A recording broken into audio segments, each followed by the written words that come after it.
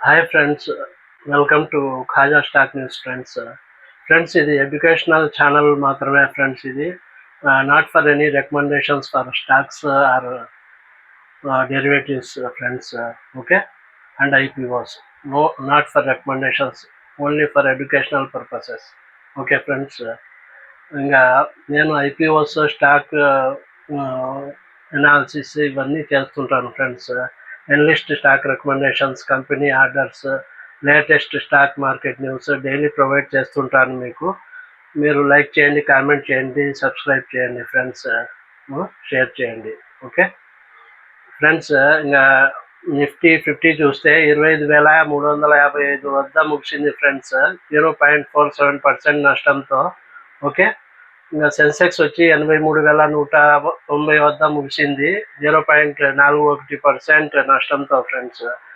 Bank Nifty వచ్చి 56,956 వద్ద ముగిసింది, 0.45% నష్టంతో.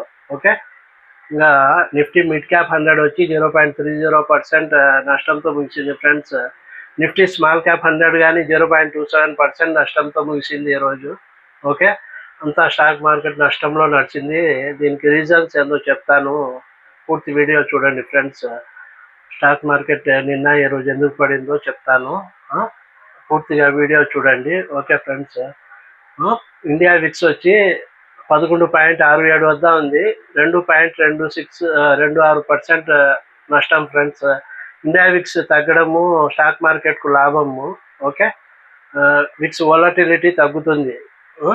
విక్స్ తగ్గిందంటే వాలటిలిటీ మార్కెట్లో తగ్గినట్టు. అందుకు విక్స్ తగ్గితే స్టాక్ మార్కెట్లు పెరగవచ్చు నియర్ ఫ్యూచర్లో. ఓకే, బ్రెంట్ క్రూడ్ వచ్చి ఒక బ్యారెల్ వచ్చి $69.93 ఫ్రెండ్స్, యుఎస్ డాలర్.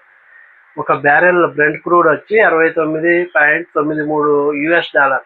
ఓకే, ఇంకా యుఎస్డి ఐఎన్ఆర్ వస్తే ఒక యుఎస్ డాలర్ వచ్చి ఈరోజు 85.64 రూపీస్ ఫ్రెండ్స్, $85.64 ఒక యుఎస్ డాలర్. ఓకే, ఇంకా ఈరోజు సెక్టార్ పర్ఫార్మెన్స్ చూస్తే ఏ సెక్టార్స్ లాభపడినాయి, ఏ సెక్టార్స్ నష్టపోయినాయి అని చూస్తే మనం reality, metals, consumer durable sectors గెయినర్స్గా నిలిచినాయి ఫ్రెండ్స్ ఈరోజు.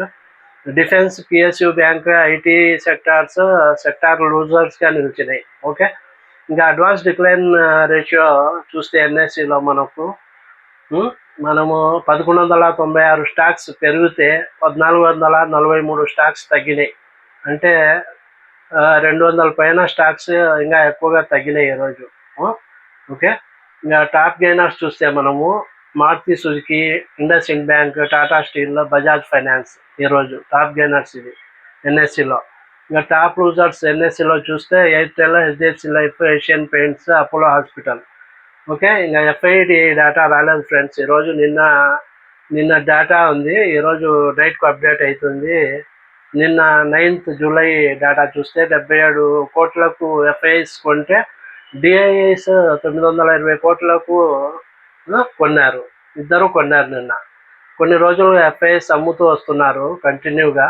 నిన్న బై చేసిండు కొంత మొత్తానికి 77 కోట్లకు ఎఫ్ఐఎస్, 920 కోట్లకు డిఐఎస్ కొన్నారు వాళ్ళు కానీ, మన mutual funds. Okay, today's data not available friends, FIDI data is not available.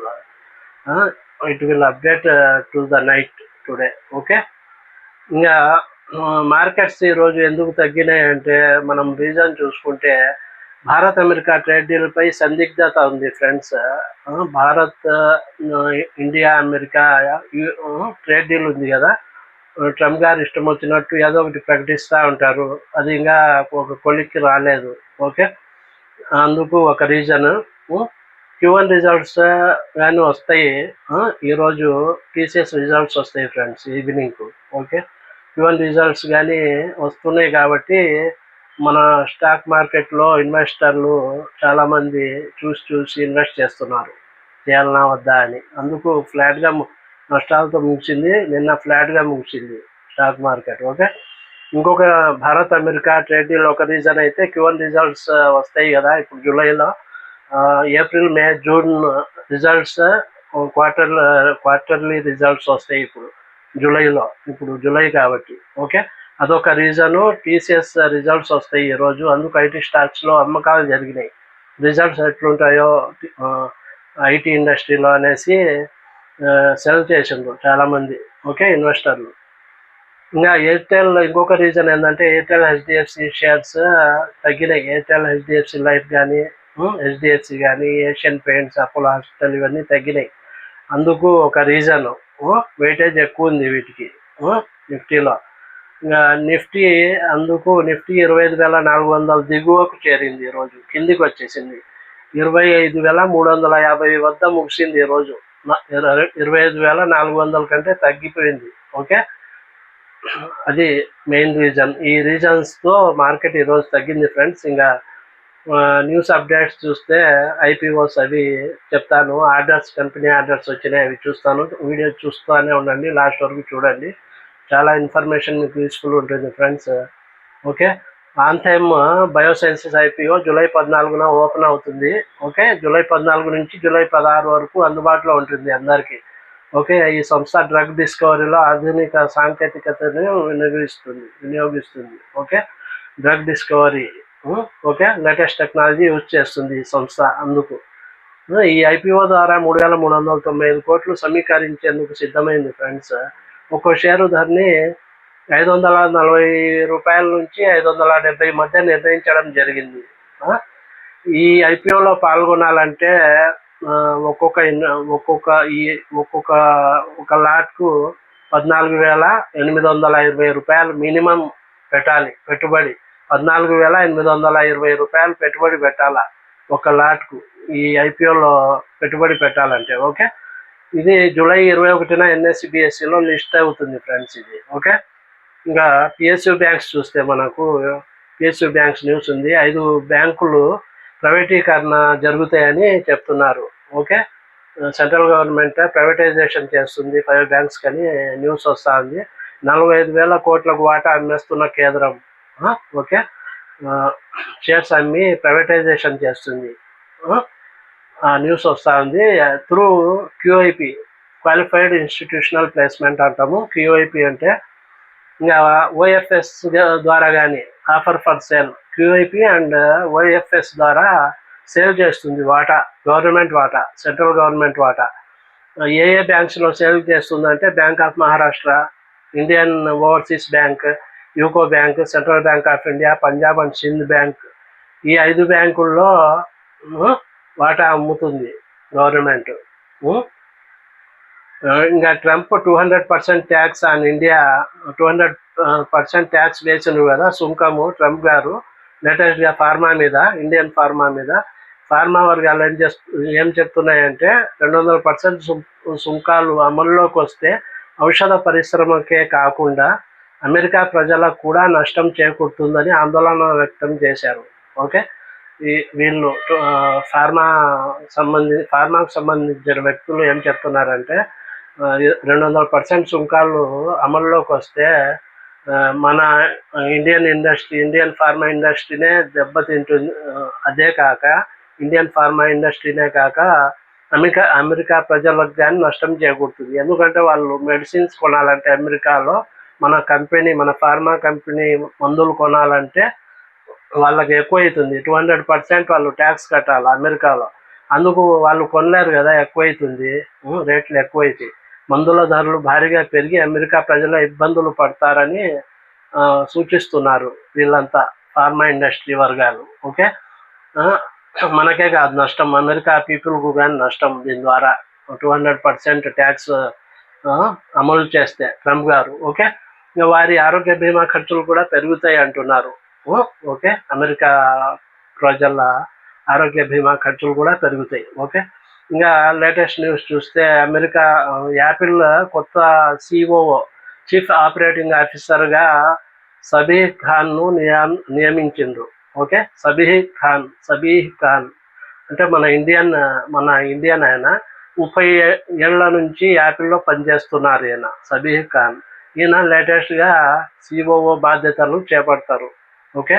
India Tejas MK1A fighter jet, okay. ఇది latest news friends. India Tejas MK1A fighter jet దీన్ని కొంటున్నారు మనోళ్ళు. పాకిస్తాన్ చైనాకు షాక్. ఓకే, పాకిస్తాన్ చైనాకు షాక్. ఇండియన్ ఎయిర్ ఫోర్స్కు 60,000 కోట్లు తేజస్ ఫైటర్ జెట్ డీల్ ఉంది friends. Okay, Indian air force 60,000 కోట్లు వెచ్చిస్తూ ఉంది తేజస్ ఫైటర్ జెట్ డీల్ కోసం. ఓకే, ఇది ఒక న్యూస్, డిఫెన్స్కు గుడ్ న్యూస్, ఇది positive news for defence sector. ఇంకా అనూప్ ఫార్మా అని ఒక కంపెనీ ఉంది, ఇది small cap pharma sector friends. ఇది 1:1 రేషియోలో బోనస్ షేర్స్ జారీకి ఆమోదం తెలిపిండ్రు. Okay, Anoop pharma, ANUH Anoop pharma వాళ్ళు. ఇది small cap company, pharma sector. ఇది 1:1 రేషియోలో బోనస్ షేర్స్ జారీకి ఆమోదం తెలిపింది సంస్థ. ఓకే, రికార్డ్ డేట్ వచ్చి జూలై 15 నాటికి షేర్స్ కొని ఉండాలా బోనస్ షేర్స్ రావాలంటే.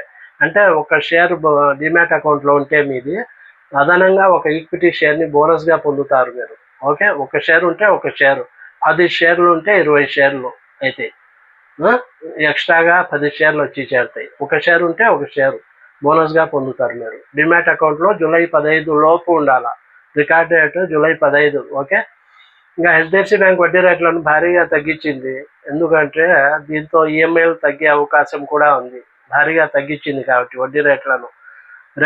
ఎందుకంటే హెచ్డిఎఫ్సి బ్యాంక్ వడ్డీ రేట్లను ఎందుకు తగ్గించింది అంటే ఆర్బీఐ రెపో రేట్ తగ్గించండ్రు. ఆర్బీఐ వాళ్ళు రెపో రేట్ను తగ్గించిండ్రు, అందుకు బ్యాంక్ ఈ నిర్ణయం తీసుకునింది. ఓకే, దీంతో హెచ్డిఎఫ్సి బ్యాంక్ వడ్డీ రేట్లను తగ్గించింది కాబట్టి home loan, vehicle loan, personal loans తీసుకున్న వారికి ఇది మంచి వార్త ఫ్రెండ్స్. ఇది okay, home loans, vehicle loans, personal loans తీసుకున్న వారికి ఇది గుడ్ న్యూస్. ఓకే, వడ్డీ రేట్లు తగ్గుతాయి వీళ్లకు. దీనిలో భాగంగా marginal cost of lending rate, MCLR అంటాము. బ్యాంక్ MCLR అంటే మార్జినల్ కాస్ట్ ఆఫ్ లెండింగ్ రేట్ని 30 బేసిస్ పాయింట్స్ అంటే 0.30% మేర తగ్గిస్తున్నట్లు హెచ్డిఎఫ్సి బ్యాంక్ ప్రకటించింది ఫ్రెండ్స్ ఈరోజు. ఓకే, ఇంకా ప్రభుదాస్ లీలా ఆధార్ కంపెనీ ఉంది. ఆ కంపెనీకి చెందిన టెక్నికల్ రీసెర్చ్ వైస్ ప్రెసిడెంట్ అయిన వైశాలి పరేఖ్ గారు ఒక మిడ్ క్యాప్, 2 స్మాల్ క్యాప్స్ను బై రేటింగ్తో పాటు టార్గెట్ ప్రైస్, స్టాప్ లాస్ను ఇచ్చిండ్రు. ఆ స్టాక్స్ ఏమంటే ఒకటి రామకృష్ణ ఫోర్జింగ్స్ ఫస్ట్ కంపెనీ, అది టార్గెట్ ప్రైస్ వచ్చి 710 రూపాయలు, స్టాప్ లాస్ వచ్చి 645 రూపాయలు. ఇప్పుడు కరెంట్ మార్కెట్ ప్రైస్ వచ్చి 664 రూపాయలు ఫ్రెండ్స్. ఓకే, ఇది మార్కెట్ క్యాప్, మా రామకృష్ణ ఫోర్జింగ్స్ మార్కెట్ క్యాప్ వచ్చి 12,010 కోట్లు. 12,010 కోట్లు మార్కెట్ క్యాప్తో నడుస్తూ ఉంది ఈ కంపెనీ రామకృష్ణ ఫోర్జింగ్స్. ఈ company supplier in automotive, railways and construction సెక్టార్కు సప్లయర్. ఇది ఆటోమోటివ్, రైల్వేస్కు, mainly railways and construction. Okay, దీనికి సర్వీసెస్ అందిస్తుంది. ఓకే, ఇది మిడ్ క్యాప్ కంపెనీ ఫ్రెండ్స్, ఇది రామకృష్ణ ఫోర్జింగ్స్. ఇంకో సెకండ్ కంపెనీ వచ్చి Balmer Lawrie and co company, Balmer, BALMER Balmer Lawrie company. ఇది small cap company. Target price వచ్చి 240, స్టాప్ లాస్ వచ్చి 213, CMP current market price వచ్చి 217 రూపాయలు. ఇది దీని Balmer Lawrie and co company market cap వచ్చి 3,730 కోట్లు. 3,730 కోట్లు మార్కెట్ క్యాపిటలైజేషన్. ఇది టాప్ ప్రొవైడర్ ఆఫ్ స్టీల్ బ్యారెల్స్ను, గ్రీజెస్, లూబ్రికెంట్స్ను ప్రొవైడ్ చేస్తుంది ఈ కంపెనీ. ఇంకా థర్డ్ కంపెనీ వచ్చి వాస్కాన్ ఇంజనీర్స్ లిమిటెడ్. ఇది ఒక స్మాల్ క్యాప్ కంపెనీ. ఓకే, ఇది ఒక small cap company. Target price దీనికి 58 రూపాయలు ఇస్తున్నారు, స్టాప్ లాస్ వచ్చి 49 రూపాయలు, కరెంట్ మార్కెట్ ప్రైస్ వచ్చి 53 రూపాయలు దీనికి. ఈ కంపెనీ వాస్కాన్ ఇంజనీర్స్ లిమిటెడ్కు. Vascon engineers limited market cap వచ్చి 1220 క్రోర్స్, 1220 కోట్లు. ఇది ఈపీసీ సర్వీసెస్ను ప్రొవైడ్ చేస్తుంది. ఈపీసీ సర్వీసెస్ అంటే engineering, procurement and construction services and real estate development కానీ చేస్తుంది ఈ కంపెనీ. ఓకే, ఇంకా నెక్స్ట్ న్యూస్ వచ్చి అమెరికాకు చెందిన చిప్ తయారీ సంస్థ ఉంది కదా, ఎన్విడియా. ఓకే, లేటెస్ట్గా వార్తల్లో వస్తూ ఉంది ఈ కంపెనీ. అమెరికాకు చెందిన చిప్ తయారీ సంస్థ, ఇది చిప్ తయారు చేస్తుంది. ఆర్టిఫిషియల్ ఇంటెలిజెన్స్ సంస్థ ఇది. ఓకే, చిప్ తయారు సంస్థ ఎన్విడియా మార్కెట్ విలువలో $4 ట్రిలియన్ అధిగమించింది. $4 ట్రిలియన్ అధిగమించింది. ఓకే, ఇది భారత జీడిపికి దాదాపు సమానం ఫ్రెండ్స్ ఇది. ఓకే, ఈ ఎన్విడియా కంపెనీ ఏఐలో దూసుకుపోతుండడం కంపెనీకి అగ్రస్థానంలో నిలబెట్టింది. ఓకే, ఇంకా వేదాంత న్యూస్ ఉంది ఫ్రెండ్స్. అమెరికా షార్ట్ సెల్లర్ సంస్థలు ఆరోపణలు చేస్తున్నాయి. 2.5 సంవత్సరాల ముందు అదానీ గ్రూప్ మీద హిండెన్బర్గ్ వాళ్ళు ఆరోపణలు చేసిండ్రు కదా, అందుకు అదానీ గ్రూప్ స్టాక్స్ అన్ని పడిపోయినాయి కదా 2 సంవత్సరాల ముందు. భారీగా నష్టాలు వచ్చినాయి Adani group. Short seller Hindenburg research వాళ్ళు ఆరోపించిండ్రు అప్పుడు ఏదో అవకతవకలు జరుగుతున్నాయని కంపెనీలో. ఓకే, తర్వాత సుప్రీంకోర్టు ఏమీ లేదని తీర్పు చెప్పింది. ఓకే, ఇప్పుడు లేటెస్ట్గా వేదాంత గ్రూప్ మీద పడినారు ఇంకో research company, America short seller ఇంకొక కంపెనీ.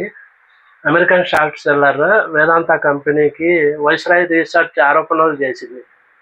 అమెరికన్ షార్ట్ సెల్లర్ ఇంకొకరు ఉన్నారు వైస్రాయ్ రీసెర్చ్ వాళ్ళు ఆరోపణలు చేసిండ్రు కంపెనీలో అవకతవకలు జరుగుతూ ఉన్నాయి జాగ్రత్త అని.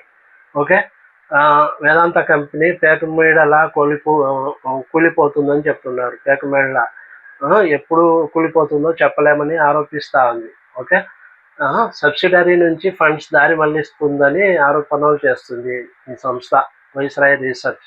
ఓకే, సబ్సిడరీ నుంచి ఫండ్స్ దారి మళ్లిస్తూ ఉందని ఓకే కంపెనీ ఆరోపణలు చేస్తూ ఉంది వైస్రాయ్ రీసెర్చ్ సంస్థ. నో మినిమం బ్యాలెన్స్ బ్యాంక్స్ ఉన్నాయి ఫ్రెండ్స్, ఇప్పుడు అనౌన్స్ చేస్తున్నారు. నో మినిమం బ్యాలెన్స్ ఉండాల్సిన అవసరం లేదు 5 బ్యాంకుల్లో.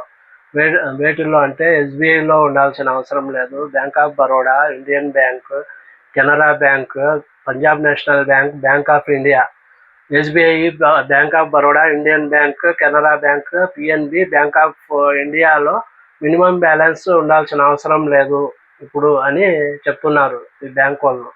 ఓకే, ఇది లేటెస్ట్ న్యూస్. ఇంకా ఎల్ఐసిలో కేంద్ర ప్రభుత్వం మరోసారి తన వాటాను విక్రయిస్తుంది ఫ్రెండ్స్. లేటెస్ట్గా ప్రస్తుతం 96.5% వాటా ఉంది సెంట్రల్ గవర్నమెంట్కు ఎల్ఐసిలో. ఇంకా ఇంకొక న్యూస్ చూస్తే స్టార్లింక్, ఎలాన్ మస్క్ గారి అమెరికాకు చెందిన స్టార్లింక్ ఉంది కదా, శాటిలైట్ కమ్యూనికేషన్ వ్యవస్థ ఇండియాకు కానీ వస్తూ ఉంది లేటెస్ట్గా. తుది అనుమతుల్లో అన్నీ కంప్లీట్ అయిపోయినాయి. ఓకే, తుది అనుమతులు కానీ వచ్చేసినాయి, అనుమతులు. ఓకే, పర్మిషన్స్ అన్నీ వచ్చేసినాయి. ఇంకా లాంచ్ అవుతుంది ఇంకా ఈ స్టార్లింక్ ఇండియాలో. Okay friends, thank you friends. Please subscribe me and like, comment and share my videos friends. Thank you friends, see you tomorrow.